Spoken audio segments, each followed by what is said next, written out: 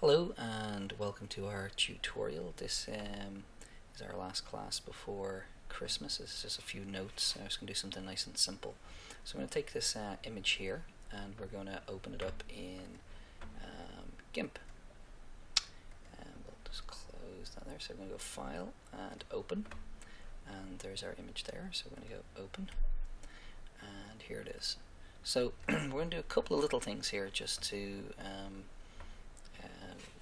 just have a look at an interesting sort of photo technique to sort of highlight with regard to what you guys are working on, sort of the makeup areas that you're working on. So I'm going to start by when you take a photo, one of the things that you have to get right in the photo or correct is a thing called white balance.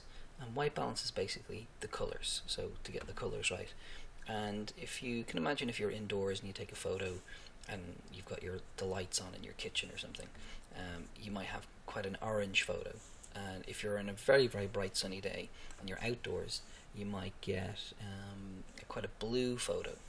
So the colors in this aren't too bad, but we're just going to look at how you would correct the colors if they were slightly out. So we're going to go to our colors and then to levels, and then we get this big complicated box here, and all we're interested in is this little pipette here. It says pick white point and it has auto here written beside it. So we're basically going to tell the software that where we think white is. So I'm going to, the bridge of the nose here is pretty white. So I'm going to click here and then click here, and you'll see the colors just change marginally. And now it has auto corrected. If it's basically going, if that's white, and if you think of your basic science back for junior cert, white contains all of the other colors of the rainbow. So if I click here and go that's white, then from that pixel there it can work out what all the other colors should look like.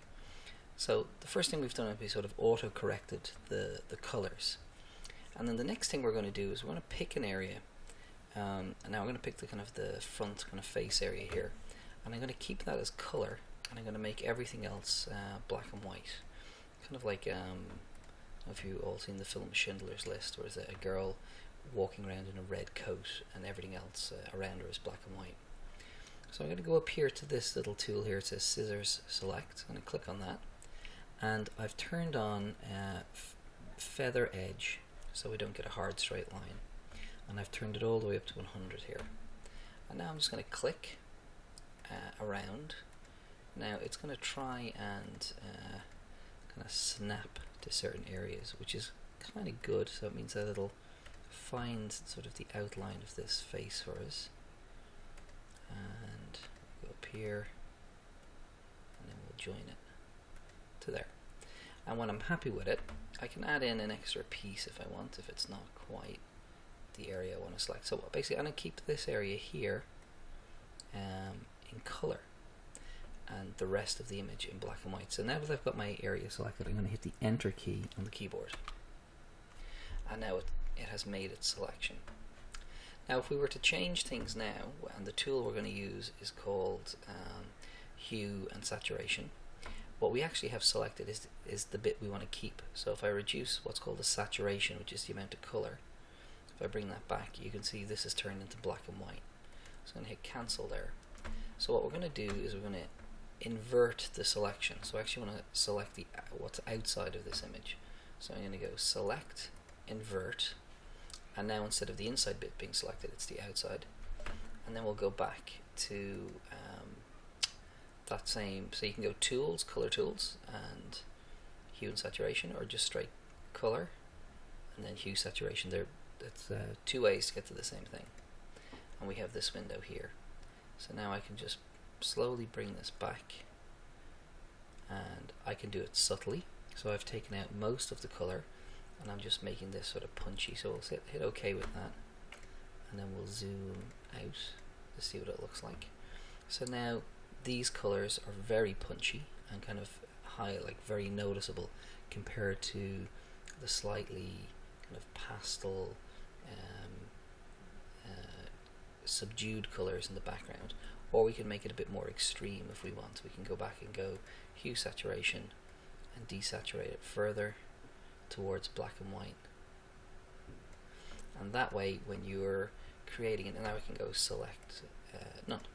So now when we're creating our image, or if you're creating your portfolio, you can pick out the bit that, or select the bit that you want just highlighted in the picture to go, this is what I want you to look at, this is my work. And then if we further want to refine this, if we decide that actually a lot of this information here, like the hair, etc., is sort of not really important, we can crop the image. So this little knife tool here is a crop tool. So now I can just draw a box around maybe the area that I want to keep. Now how big this is and the shape of it is largely dependent on what it's going to be used for. Let's say you were making a banner for your website. You might want to just select the eyes, and then you could use that as a website banner. So when I'm happy with the selection I've made, I'm going to hit the Enter key on the keyboard, and now this is the image that I can save. And if you remember with GIMP, when we want to save, we don't use, when we hit save here, it'll save all of the layers, etc., and the changes we've made. If we want to export it as a file we can use, we'll go File, Export As. We'll select our file type here, which we'll, for our website, we'll select JPEG. We'll give it a decent name, and we'll call it banner, banner.jpg. Okay, and then we'll hit export, and then this is a quality setting, we'll leave it at 90%, which is the default, and we'll hit export again, and now we've saved it out. So we'll leave it at that. It's just a short tutorial, so we'll be doing this to a few different images, both kind of a close-up of a face, but we'll also maybe take a kind of a landscape shot with a person in it and see if we can do the same thing. So that's enough for now.